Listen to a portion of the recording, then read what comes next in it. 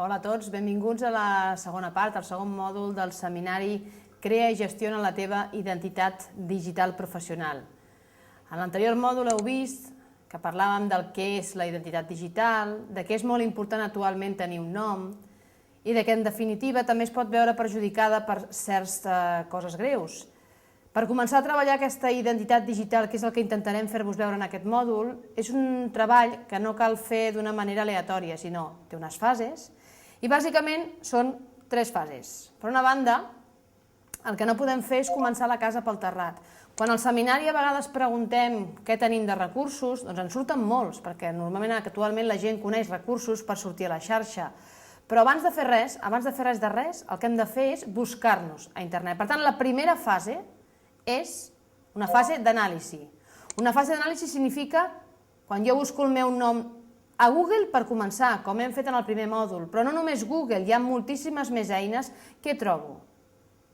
Tots ens hem buscat algun cop a Google, perquè us puc assegurar que a vegades ens trobem amb alumnes que ens diuen que no. I inclús una vegada em vaig trobar amb un alumne que em va dir que ell no es buscava, no fos que sortís alguna cosa dolenta.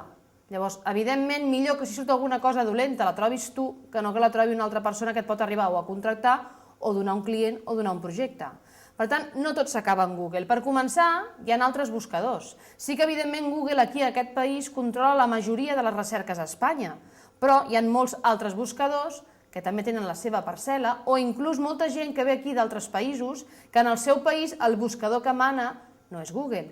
Per exemple, us poso un exemple, el buscador MSN. Em podeu dir, home, és un buscador que no s'utilitza massa. Si fem la prova, per exemple, i carreguem MSN, veureu que, evidentment, si busquem com hem fet en el primer mòdul, el Cibernarium, com a entitat, ens poden sortir una sèrie de referències que les quals semblen a priori que són les mateixes. Evidentment, la primera referència que surt és la web del Cibernarium. Però després, si anem mirant, potser anirem trobant alguna altra referència que no és la mateixa. Cada buscador té les seves maneres d'indexar. En el seminari, per exemple, ensenyem quines són les coses que valora certs buscadors a l'hora d'indexar un enllaç més alt o indexar-ne un altre. Aquesta és una recerca que hem fet amb aquest buscador d'una entitat, però si em permeteu, jo busco el meu nom, com hem fet abans també.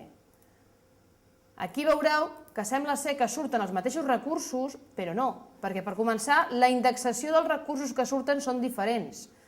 Però si anem baixant, potser sortirà com aquesta, un recurs que va ser publicat, és un article, una ressenya d'un llibre que jo vaig publicar i va ser publicat a Expansión y Empleo, i en canvi al Google, a la primera pàgina, us puc assegurar que no surt. Per tant, cada buscador d'alguna manera treu els seus recursos.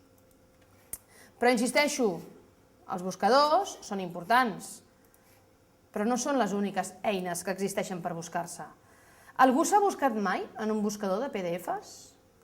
Existeixen a la xarxa ja uns quants. Podem buscar el nostre nom en buscadors que serien de PDFs, és a dir, en definitiva aquests buscadors el que són buscadors de llibres electrònics. Però per internet, per aquestes eines, un llibre electrònic és un PDF. Tingui 300 pàgines o en tingui una. Per tant, existeixen buscadors com aquests que busquen PDFs a la xarxa. A vegades els PDFs Google no els indexa. Per tant, si em permeteu i fem la prova, veureu que normalment, si tornem a posar, per exemple, el meu nom i busquem, pot ser que surtin recursos que Google no els ha indexat. Per exemple, tot això que aneu veient són articles PDF, siguin ressenyes, siguin articles, coses que d'alguna manera dintre d'aquest PDF surt el meu nom. I hi ha coses que us puc assegurar que Google no m'ha indexat. Per tant, són maneres diferents de buscar. Més recursos per buscar. Comencen a existir, als Estats Units són molt normals, però aquí a Espanya comencen a existir el que li diem buscadors de persones. Suposo que tots potser teniu la imatge a la ment, però recordeu aquelles pel·lícules americanes on surt una persona que s'està buscant a través de la pantalla i troba on viu aquella persona, la seva adreça? Això és el que se'n diu buscadors de persones. Al seminari en veiem uns quants, però aquí a Espanya el més conegut possiblement seria aquest, 123people.es. És un buscador en el qual, evidentment, et pots buscar amb el teu nom, però fins i tot et pots buscar amb el teu correu electrònic. Si fem la prova i ens anem a 123people.es i tornem a posar el mateix, jo puc posar el que seria el meu nom, i el que fa com aneu veient ara, comença a buscar, tancarem això, i carga des de fotografies, com veieu, fotografies que evidentment són actuals i fotografies que són passades, perquè una de les coses que heu de començar a veure és que la vostra identitat digital no té edat. Google ho recorda tot. Per tant, són coses que surten des del principi dels temps. Podeu buscar per correu electrònic. Podeu anar buscant, per exemple, com veieu, jo tinc vídeos inicialment professionals a la xarxa que també te'ls trobarà aquest buscador. Inclús us avisa de quins són els vostres dominis a nivell de nom que estan lliures.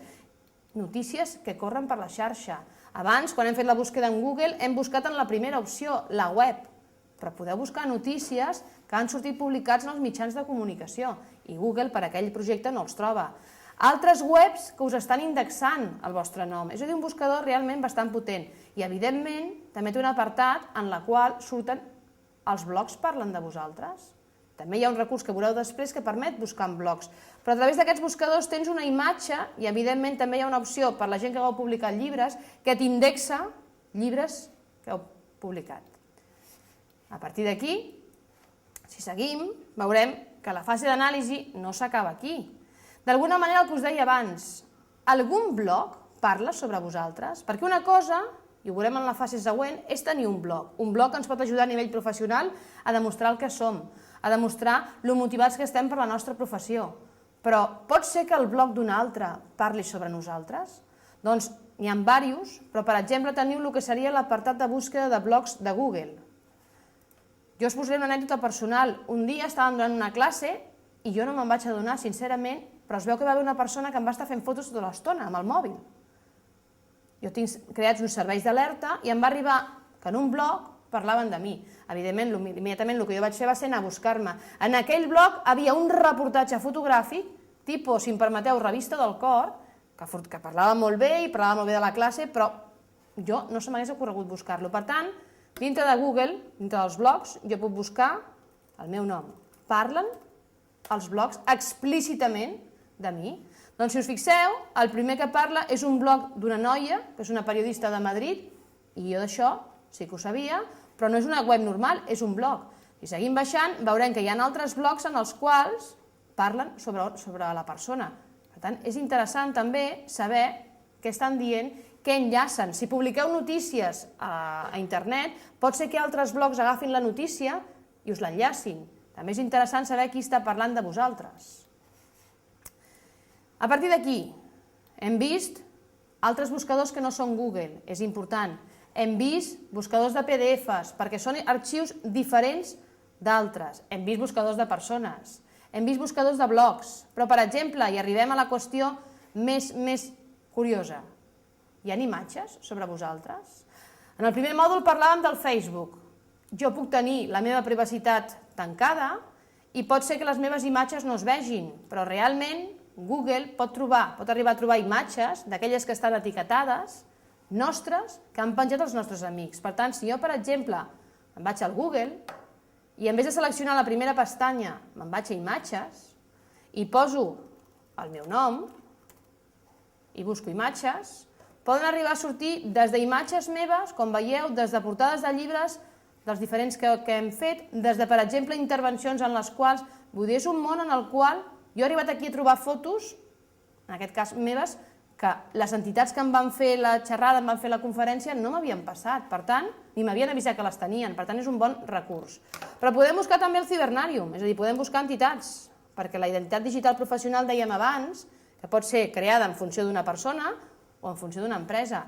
Aquí també podeu trobar, evidentment, imatges del cibernàrium, que evidentment no totes provenen de la seva web, sinó que veureu que provenen, per exemple, imatges que estan penjades en blogs, imatges que estan penjades en molts altres llocs. A partir d'aquí, el món està evolucionant molt ràpidament. Google el que permet és trobar imatges, però hi ha aplicacions cada vegada més curioses com aquesta. Es poden arribar a trobar rostres a internet. És a dir, hi ha aplicacions com aquesta que el que fa és fragmentar les fotos, separar-les si és una foto de conjunt i, evidentment, només trobar les fotos. I, a més, te les posa en 3 dimensions. Vull dir, és un món que està evolucionant bastant. Evidentment, no ens oblidem dels vídeos. El vídeo actualment és una de les eines, tant a nivell laboral com a nivell professional, bastant potent, perquè ens permet transmetre una sèrie de valors que d'alguna altra manera el tema físic, el tema estàtic, no ens deixa veure. Hi ha molts servidors de vídeo, podem anar a Google Vídeos, podem anar a YouTube, però per exemple, si anem a YouTube, per fer-vos una prova, i torno a buscar el meu nom, tot i que més o menys en una altra aplicació que era l'123 People ja hem vist que sortia algun vídeo, veureu que en principi, dintre del que seria YouTube, tinc 2 vídeos. Aquest primer vídeo, per permetre'm l'anècdota personal, és un vídeo que em van fer a Madrid, un diari d'economia, un dia que em volien gravar-ho i penjar-ho a la seva web. Doncs fa un temps vaig rebre jo una alerta, ara en parlarem de les alertes, en el qual em deien, el meu nom sortia a Ceuta, i us puc assegurar que jo a Ceuta no hi he anat de moment mai. Què havia fet? L'Ajuntament de Ceuta havia agafat aquest vídeo, que evidentment és públic, i l'havia penjat a la seva web, perquè trobava que era un tema interessant que volia promocionar. Per tant, a vegades, vídeos que et fan o vídeos que tampoc saps que et fan poden aparèixer en llocs que evidentment no saps que existeixen. A partir d'aquí, teniu una aplicació, aplicacions teniu moltes de molt curioses. Per exemple, tot això, la fase d'anàlisi, és d'alguna manera una fase molt farragosa. Doncs comencen a néixer eines que el que ens permeten, com aquesta, com la Dictomàtic, és fer una mateixa recerca, però en vez de fer-la com ara l'hem fet, és a dir, eina per eina, ens permeten fer la mateixa recerca que contempla moltes eines. A Dictomàtic, per exemple, ens permet buscar el que vulguem i contempla recursos, i cadascú ha de saber com quins recursos està treballant. Abans, al primer mòdul, havíem dit la identitat digital es treballa de manera estratègica. Hi ha molts recursos i cadascú ha de saber escollir quins treballar. Per tant, en la fase d'anàlisi hem de saber quina eina monitoritza els recursos que estem treballant. A partir d'aquí, hi ha eines curioses com aquestes, perquè la identitat digital es pot treballar a nom de persona o també a nom de la meva web. Quina història tenen les webs des que van néixer? Les webs, com les persones, van evolucionant i, per tant, van canviant. Si, per exemple, teclegem cibernarium.com, que és la web d'aquesta casa, el que anireu veient és, evidentment, el Cibernarium té una història. Va néixer fa 10 anys. I si us aneu fixant, el que va recopilant és com era la web en la seva diferent història. Si anéssim clicant sobre els enllaços, veuríem com era la web l'any 1999 i com és ara, en el 2008, i com eren els diferents anys. És una aplicació bastant curiosa per veure com van canviant les webs. Llavors, finalment, el que caldria fer en aquesta fase d'anàlisi és, com que no tindrem temps de fer-ho tot, intenteu arribar a buscar aplicacions que us permetin monitoritzar, aplicacions que d'alguna manera treballin per vosaltres. N'hi ha moltes, però us poso un exemple. Per què no crear-se, suposo que alguns les coneixereu, alertes a Google o a Yahoo que cada vegada que els seus buscadors, que les seves aranyes indexin el nostre nom, ens avisi. És el que us deia abans que havia passat amb l'Ajuntament de Ceuta. Per tant, és tan fàcil com anar-se'n al Google Alertes, us sortirà una pantalla i us diu quina cadena de recerca vols que t'avisi quan teòricament la trobi. Jo li posaria cada vegada que tu trobis Cibernarium, m'avisa. A partir d'aquí, on vols que t'ho busqui? A tot el Google? Només a les notícies? Només als blogs? Als foros? A mi m'interessa que m'avisis quan surti a tot arreu. Molt bé. Quan t'aviso? Quan la trobi? Un cop al dia? O un cop a la setmana? A mi m'interessa que m'avisi quan la trobi, perquè en funció de l'enllaç que sigui, potser m'interessarà tenir-lo controlat. I quants resultats vols que t'avisi quan trobi? Només 20 o com a màxim 50? Ja depèn de vosaltres. El que et demanarà, evidentment, és que li posis una adreça de correu electrònic on t'anirà enviant periòdicament aquelles alertes. Un cop li poséssim aquí l'adreça de correu electrònic, rebríeu un mail i aquest mail l'hauríeu de validar. En definitiva, és a dir, recordeu que estem a la web 2.0. Aquesta web 2.0 el que permet és oferir-nos molts recursos que ens faciliten la vida, sobretot la professional, però també hem d'entendre que ens poden menjar molt de temps. En aquesta fase primera d'anàlisi el que hem de fer és buscar recursos que d'alguna manera treballin per nosaltres.